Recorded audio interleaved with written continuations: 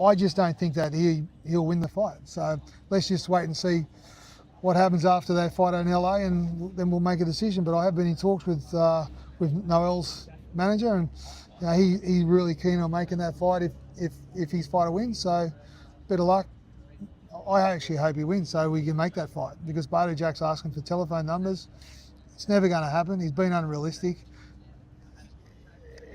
They just hide him behind these numbers, mate. Or they're just hoping that Turkey Al Sheikh's going to throw a bag of cash at him, which is not going to happen.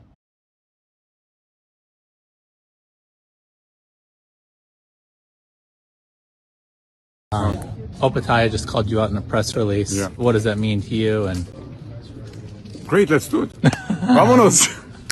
I'm ready. yeah, congratulations. If Noel does beat Bout Jack, could we see that fight happen? Yeah, I think that's the next fight. Okay, so it's not only if Bout Jack wins. Correct. Bout Jack's got to beat Noel, which is not going to be easy. But if Noel wins, we'll see that one. I think we'll see that one. Yeah. Look, Jai wants to unify the titles. That's what he wants to do. Look at what Usyk done. Yeah. He wants to do the same thing. He moves the heavyweight, the natural progression, and goes through the heavyweight. Alright guys, welcome back to the channel. I have been doing my research, watching heaps and heaps of interviews, seeing heaps of media work, and you know what? I actually, for the first time, am starting to feel confident that we're going to see Jai Opetaia taking on Noel Mikaelian. I mean, all the fighters are saying the right thing. The promoters are saying the right thing. All right, we've got dates in the air. We've got fighters saying, let's bring it. I think we can say that there is a very good chance that we see Jai Opetaia taking on Noel Mikaelian for an IBF Ring Magazine and WBC Cruiserweight Championship unification bout next year. Now, according to Spencer Brown saying that Jai Opetaia is likely to fight in April. They were hoping to do the fight a little bit earlier, hopefully February, but obviously that cut to the eye is worse than what they're sort of letting on. Originally, he had a cut to the eye, got released from hospital the first night, but was okay. And sort of from what I'm hearing, it's not as okay as they think. So they're going to take a little bit of extra time to make sure it heals properly, because the last thing you want is in the fight against Noel Mikaelian. We saw the fight against Bout Jack, how messy it got, how much clinch work there is. The last thing you want is a headbutt or something straight to the eye that opens it up and cause you to lose because of a cut. That's too bad. You know, if he lands a punch, it opens up, the referee stops the fight, you've lost. Or you're putting your own fight in jeopardy because halfway through the fight, your eye closes up because it hasn't healed properly. So it will be smart from Jai Opetaia to take a few months off. Look, Noel Mikaelian just fought in December, so he won't be rushing back either. It was a long break between the first Bout Jack and the first Bout Jack fight and the second Bout Jack one. So I'm assuming that at 35 years old, Noel Mikaelian will want his rest period anyway. So I think if we're looking at April, May, that'll be the time that we see Jai Opetaia fight. I guess the other question is where they're going to do it. Now, according to Mick Francis, Jai Opetaia's promoter, he was quite confident that this would be Jai Opetaia's last fight in Australia, that being the Sin Cara fight, probably in hopes to fight in Riyadh season or in the UK, just to grow the fan base of Jai Opetaia and get the sort of media attention of the world a little bit more. As good as it is being on display on Stan Sport and in Australia, Jai Opetaia is good enough. He's elite. He needs to be on the world stage to start getting these bigger fights, and eventually when he moves up to heavyweight, get the even bigger fights. So I assume it will be in Riyadh or in the UK on one of those cards. And if it is on one of those cards, it'll then depend on what Riyadh season cards have fallen in those dates. So that covers when it's going to be. Now, as you saw the interviews at the start, we've got Spencer Brown, we've got Mick Francis, we've got Noel Mikaelian, and we've got Jai Opetaia all saying, we want the fight, bring it on, let's go. Now, that's all promising to see. It's all very, very promising to see because, you know, Mick Francis spoke before the fight saying that he wants Noel Mikaelian to win because he feels confident they can make that fight. Noel Mikaelian post-fight saying, yep, Jai Opetaia, bring it on. We got Spencer Brown saying post-fight that they're going to hunt that fight. Everybody's saying the right thing. For me, though, until that contract's signed, until a date is set, the fight isn't on, all right? People back out all the time. People say a lot of things that they just don't mean because it looks better. We saw Virgil Ortiz and John Boots Ennis straight after the fight face off.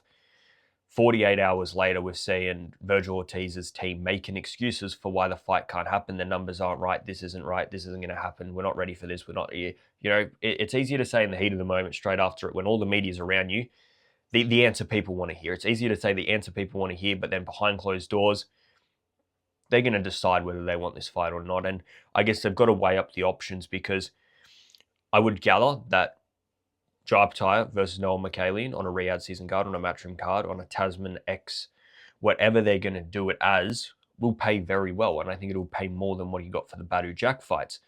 The question is it enough to justify taking one fight over potentially taking an easier fight and having multiple, if that makes sense? You know, you fight Jai Opetaia for one big payday, or you keep your belt and you have 3 or 4 title fights, and by the end you hold your title and you probably make that money back anyway. So it will be interesting to see. I don't even know who, I should have looked at this before. We're going to look at it right now. Cruiserweight rankings. Who is in the WBC that could be mandated? Because I think that'll hold a lot as well. The last thing you need is the WBC sticking their nose in. And we know what the fucking WBC is like, especially this year. It's been awful. Rizicki is right at the top, and the interim is Michael Sislak, who, to be honest with you, I've got no idea who that guy is. Polish fighter. Has he fought anybody of note professionally? Jean Pascal. He beat for the title in June. Yep, I have no idea who this guy is or who he's fought, so it doesn't really matter. For me, I saw a guy yesterday that Sislak, whoever this guy is, definitely Rizicki, will beat. I think they will beat him, but I don't think either of those two fighters give him a payday that Jai Opetaia will. So if Noel Mikaelian knows in his heart of heart that whether it's Jai Opetaia, whether it's Rizicki, whether it's this Sislak guy, I'm going to lose the fight, you might as well take the first payday that you're going to get. It's going to be the biggest one. You're likely to lose the belt anyway. After what we saw in those 2 Badu Jack fights, 24 rounds of scrappy, just slow. It wasn't very pleasant to watch. It just wasn't much of a performance at all. And I don't think anybody would argue with me in saying that Jai Opetaia gets in the ring with this guy and it's relatively light work. I didn't see anything in that fight that says this part of his game is going to match any part of Jai Opetaia's game. Jai Opetaia is the younger fighter. He is the fitter fighter. He's the more powerful fighter. He is the quicker fighter.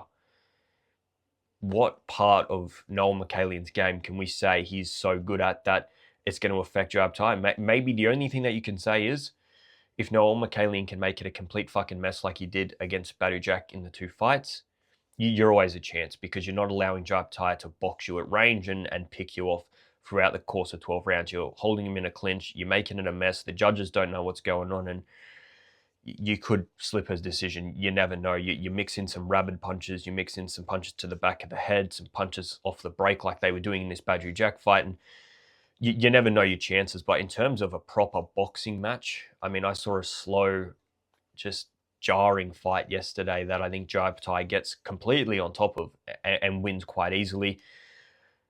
I've seen Rizicki fight a few times, and he would be the same. I would back him to beat Noel Mikaelian and beat him comfortably. So if you're Noel Mikaelian, I think if you get a good payday against Jai Opetaia, you take that over a WBC mandatory, because the people that you're going to get mandated, you're probably likely to lose. And for me, these are all elements that come into the decision for Noel Mikaelian, and I think they're all positive things for Jai Opetaia. I think Jai Opetaia is now looking at a point where I think this fight's going to happen. And the reason I think this fight's going to happen is we know Zurdo and Benavidez have no interest in this fight, all right? Maybe Benavidez after. We'll have to see. We'll have to wait and see what he does against Zurdo, if he decides to stay at light heavyweight.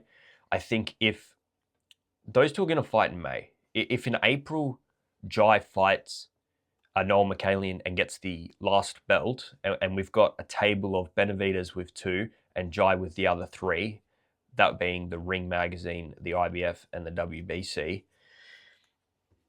I don't see how David Benavidez could turn down an undisputed fight against Jai Opetaia that will pick up lots and lots of numbers, that will do a Riyadh headliner. I don't see how you turn that down, right? That's all based on the fact that Jai Opetaia can get this Noel Mikaelian fight. Now, if that all comes into fruition, I think we're looking at two massive, massive opportunities for Jai Opetaia to become a world star. You beat Noel Mikaelian, you then become undisputed, beating David Benavidez. You are the top of the tree. You're talking top 5 pound for pounds, in my opinion, because although he has only done it in one division, you are beating some of the best in the world, and that's got to count for something. I mean,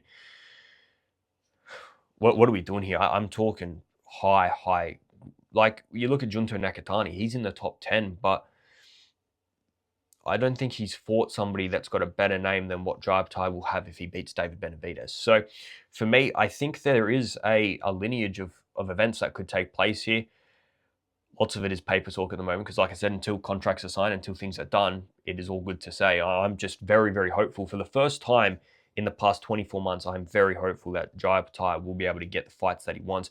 Let us know in the comments below what you guys think. What do you think do you think Noel Mikaelian wants to take this fight? If he does, do we see him being able to withstand Jai Opetaia for much more than 7 or 8 rounds? For me, I think he will look worse than what Sin Cara did. Sin Cara had an awkwardness, a toughness that I just don't see Noel Mikaelian having.